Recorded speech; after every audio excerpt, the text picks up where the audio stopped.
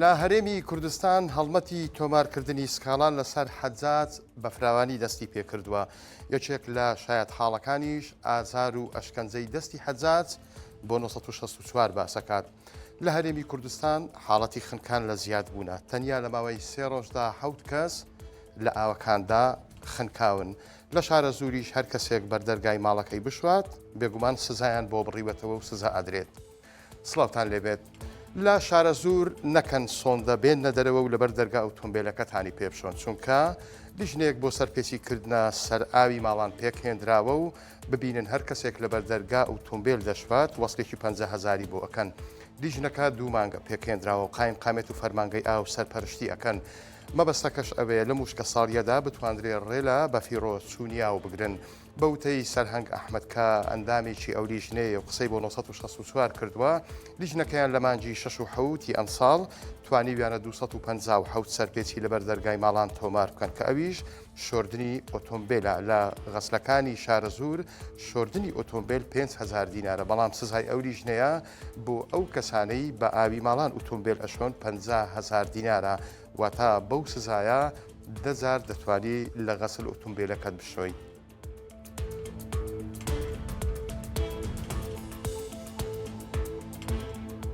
ڕۆژ نییە خۆفێنکردنەوە جەستەی کەسێک سار نەکاتەوە، پشکۆیەک لە ئازار و خەم نەخاتە ناودڵی دایکان و باوکانەوە. ئەوە تا لە تەنیا لە ماوەی 3 ڕۆژدا 7 کەس لە هەرێمی کوردستان لە کاتی مەلەکردن خنکاون کە 4یان ئەمڕۆ بووە.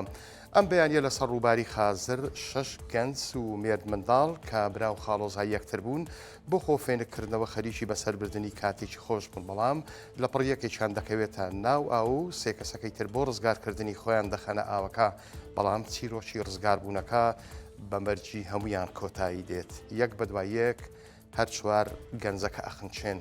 ئەوانەی لە ڕووداوە جەرگ بڕەکەی ئەمڕۆی سنووری بەردەڕەش خنکان دوانیان برای یەکتر و 2 کەسەکەی تریش خوارزایان بوون، وەک ئەوەی عومار شەهید مەسعود کە دراوسەی 4 کەسە خنکاوەکەیە لە بەردەم پزیشی دادی دهۆک بۆ 1964 قسەی کردووە، ئەڵێت ڕووداوەکە ئەوەندە جەرگ بڕە تەنانەت ناتوانن سەیری ئازار و شیوەنی کەسوکارەکانیشیان بکەن. بەم 4 حاڵەتەی ئەمڕۆ لە ماوەی تەنیا کەمتر لە 3 ڕۆژدا 7 کەس لە چەم و ڕووبارەکانی هەرێم خنکاون. کاتێک وتیان حەجاج گیراوە وامزانی ئێستا لەدایک بووم، چونکە ئەوەندە ئەشکەنجە و ئازاری داوم هەرگیز لە بیرم ناچێتەوە. بێگومان ئەمە قسەی ڕەزا حەسەن ڕزگاربوویەکی ئەنفالە کە چیرۆکی نەهامەتیەکانی بەدەست قامچیەکەی حەجاجەوە بۆ 1964 جێڕایەوە. دوای ئەوەی لە چەند ڕۆژی ڕابردوو حەجاج دەستگیر کرا، لە ئێستادا دەرگای سکاڵاکردن لە دژی کراوەتەوە و دەستە لە ڕزگاربووان و کەسوکاری ئەنفال کراوان سکاڵای لەسەر تۆمارەکەن. لە مۆنومنتی ئەنفال لە قەزای چەمچەماڵ پرۆسەی تۆمارکردنی سکاڵا دەستی پێکرد.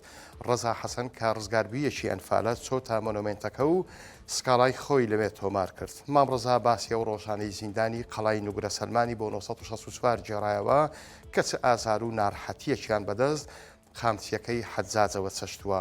قامچیەکی پڕ لە مزی بەدەستەوە بوو، دەهات ئەوەی عەقڵی بگرتایە لێ ئەدا و لەگەڵ زەوی پاڵی ئەخست. هەرچی ڕەزاڵەتی ئازار بوو چەشتیان بەدەستیەوە کە هەواڵی دەستگیرکردنم بیست. مام ڕەزا ئەڵێ وامزانی ئەمڕۆ لەدایک بووم.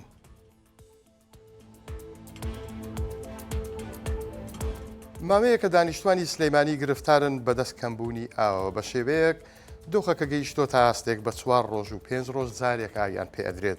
1964 بە دوواداچوونی وردی کردووە و گەیشتووە بەوەی کە ئاوی پێویست بۆ دانیشتوانی سلەیمانی نیوەی 2 ئەوەندەی ئەو ڕێژەیە کە ڕۆژانە هەیەتی.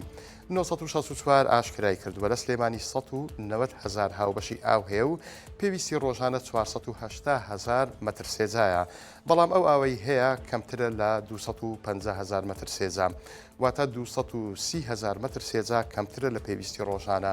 هۆکاری ئەو کێشەیەش ئەوێ پرۆژەی ئاوی سەرچنار پار ئەو کاتە لە یەک ڕۆژدا 80,000 مەتر سێجا ئاوی هەبوو، بەڵام ئێستا کەمتر لە 40,000 ئاوی هەیە، واتە 130 دانیشتوانی سلەیمانی لەسەر ئەم پرۆژەیان.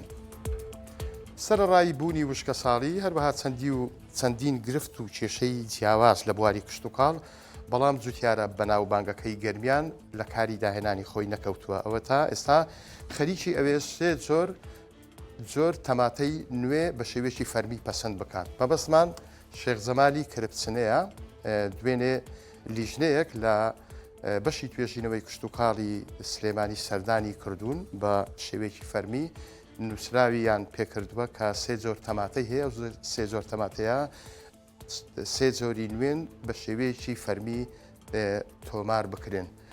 شێخ زەمال ناوی لە هەر سێ تەماتە کەشناوە یەکەمیان بە ناوی نەرامسینە ئەوەی تریشیان هەڵەبجا سێهەمیشیان بە ناوی گەرمیانەوە کردووە. دیارە شێخ زەمال یەکێکە لە دیارترین جوتیارەکانی هەرێمی کوردستان کە لەگەڵ 12 جوتیاری دیکە لەسەر ئاستی جیهان لە زانکۆی ڤانکیخی هۆڵندی ناویان تۆمار کراوە لە هەر وڵاتێک کێشێکی کشت و کاڵی هەبێ ئەم 12 جوتیارە لەگەڵ شێخ زەمال ئەچن بۆ ئەو وڵاتە و بەهانای کشت و کاڵەکەیانەوە ئەچن کە پێشتریش بۆ ئەم مەبەستا سەردانی وڵاتی ئەندەنووسیایان کرد بوو بە هیوای سەرکەوتنی بەردەوام بۆ جوتیارە نمونەیەکان.